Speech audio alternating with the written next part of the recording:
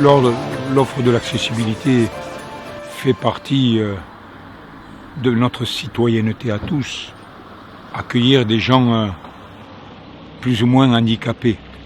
Quand je dis plus ou moins, avec les degrés de mobilité plus ou moins grands, fait partie de notre attraction du territoire. Nous y sommes très sensibles.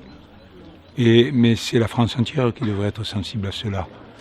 Nous estimons que pendant les loisirs, quelqu'un qui n'a pas une grande mobilité mérite d'être aussi accueilli. Il est un consommateur comme tout autre. Il a envie de congé comme tout autre. Il a envie de découvrir le territoire comme tout autre. Et nous ici, par toute une série d'expériences et d'expérimentations certaines, nous faisons découvrir tout ce territoire à tous ces gens qui auraient ou une mobilité réduite, ou une vue réduite, ou d'autres handicaps qui ne permettent pas, je dirais, d'aller dans des lieux qui ne seraient pas aussi bien préparés. La démarche est partie d'un constat de départ qui nous a été mentionné par un certain nombre d'acteurs locaux, que ce soit des associations, des collectivités ou des professionnels du tourisme. Tout simplement le sentiment pour eux d'avoir fait des efforts ou d'œuvrer au quotidien pour l'accessibilité du territoire et le sentiment que tout ce travail n'est pas du tout lisible, pas du tout visible à l'extérieur. Et donc, en gros, le sentiment de la volonté de travailler un peu ensemble pour mettre bout à bout toute l'offre accessible du territoire. Et donc c'est par ce biais-là qu'on a eu un premier groupe de travail qui s'est très rapidement étoffé sur la base de ce constat partagé. Ce premier travail d'identification de l'offre, réalisé grâce aux 4 associations du handicap avec qui on a développé un partenariat assez étroit et assez fort, a permis de publier un catalogue référençant toute l'offre accessible du territoire, que ce soit des restaurants, des hébergements, mais également des prestations d'offres culturelles, de sites de pleine nature ou encore de bien-être. Et donc ce travail de catalogue a été ensuite diffusé très largement au niveau national auprès de tous les réseaux identifiés en tant qu'organisateur de séjours adaptés, mais également lors de 2 salons, le premier salon autonomique à Toulouse et le second donc plus départemental et auprès des professionnels du tourisme pour faire connaître la démarche, donc la bourse à la documentation du CDT des Pyrénées-Orientales.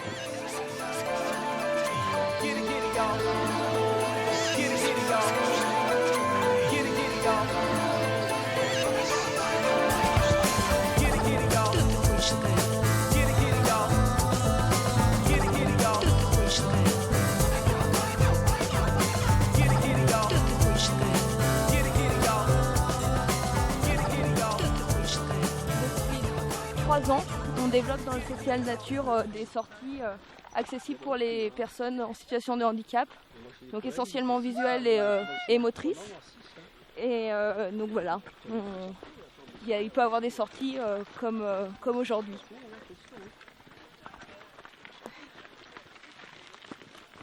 C'est un travail en réseau, en fait c'est les différents partenaires, aussi bien les hébergeurs, les restaurateurs, que les prestataires de services, les associations de personnes handicapées concernées et aussi les institutions du territoire, le pays Terre Romane, le département. Tout ça en fait avant, chacun travaillait un peu dans son coin et ma foi, on faisait ce qu'on pouvait mais c'était beaucoup moins dynamique et beaucoup plus laborieux. Maintenant on s'est tous regroupés autour d'une table et on a mutualisé nos compétences et nos moyens et c'est ça qui permet maintenant d'aller dans une démarche de destination touristique pour tous. Aussi, on a un partenariat donc avec les réserves naturelles et puis le parc naturel régional et puis différentes associations, structures, institutions du département qui interviennent donc sur le milieu naturel.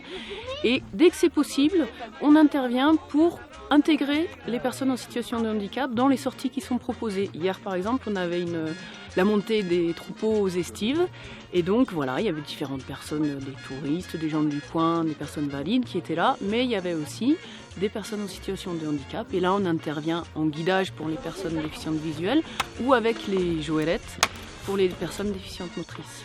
Donc ce projet NATAF, il s'intègre dans un projet plus global qui est de rendre un territoire un vrai territoire accessible aux personnes en situation de handicap. Donc ça veut dire mettre l'accent sur quels hébergements sont accessibles aux différents types de handicap, quels lieux de restauration sont accessibles, enfin tous les points importants, qu'il y ait une espèce de maillage sur le territoire où on référence les endroits accessibles. Alors on les référence par rapport au label tourisme handicap évidemment, mais on a été un peu plus loin que ça dans le sens où en partenariat avec les associations de personnes handicapées concernées, on a référencé aussi des sites et des lieux ou des associations qui ne sont pas labellisés, mais on a été vérifié que c'était accessible pour les personnes en situation de handicap.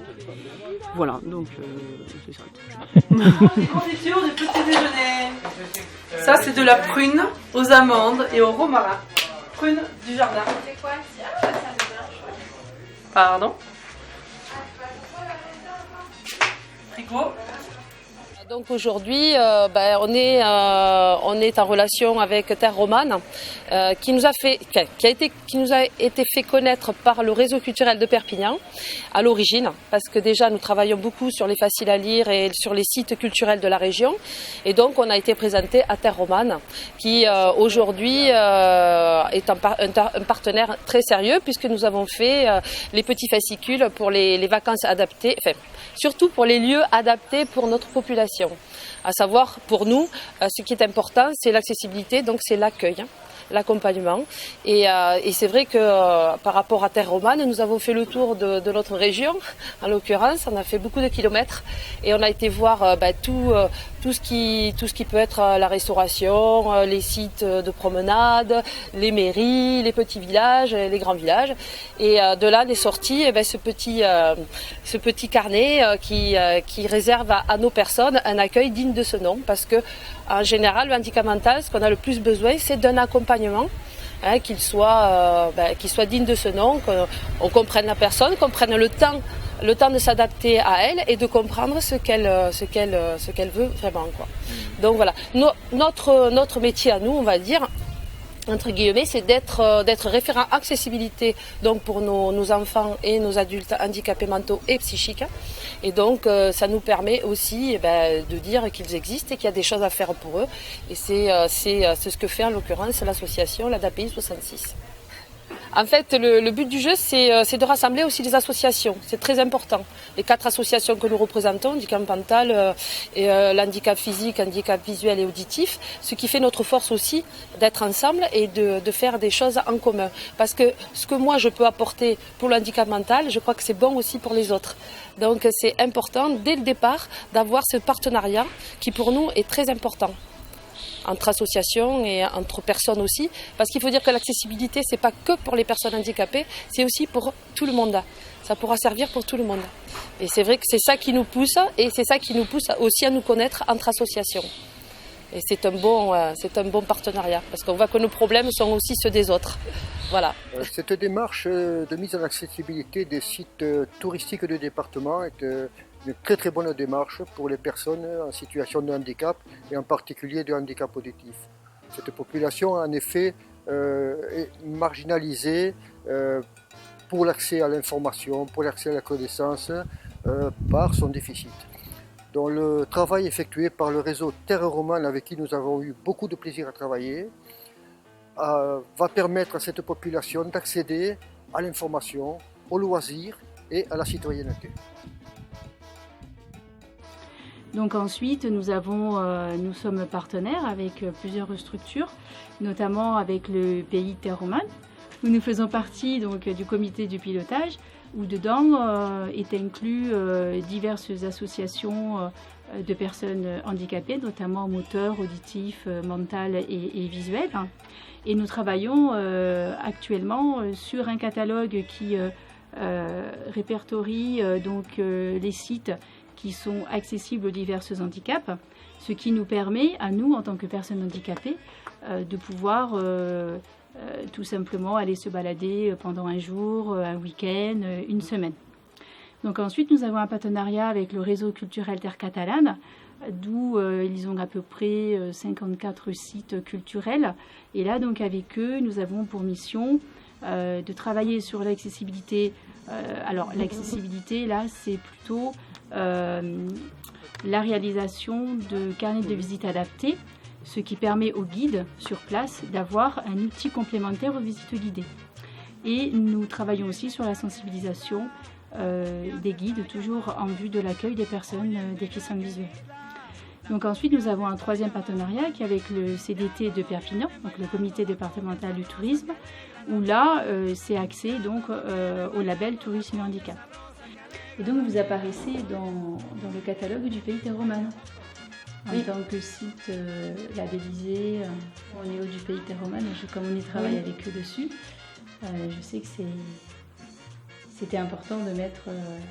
Ce qui est important dans ce catalogue, justement, c'est que les personnes handicapées, en le consultant, elles peuvent très bien repérer les sites accessibles par rapport à leur handicap. Et de là, ils peuvent se prévoir une journée, un week-end ou une semaine de... Et c'est ça qui est sympa. Ben oui, de relier toutes les structures.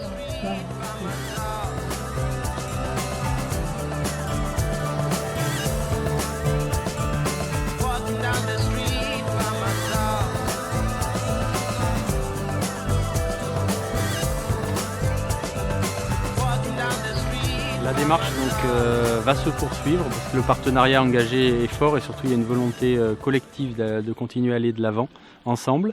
Et donc sur cette base-là, on vise à terme le label Destination pour tous pour l'offre accessible, donc l'offre touristique du territoire.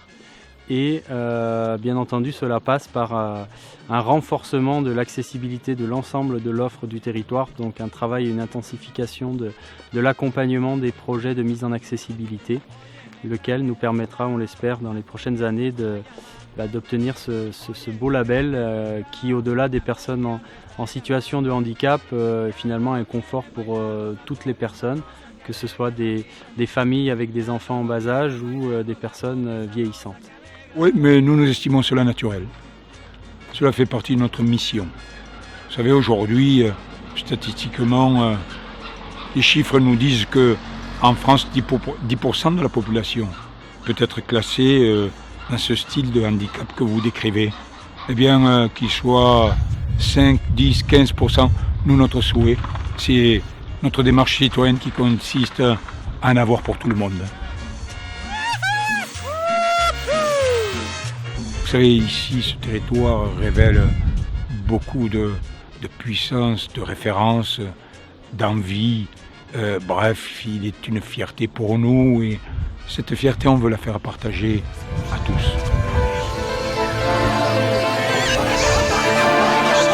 Get it, y'all. Get it, y'all. Get it, y'all.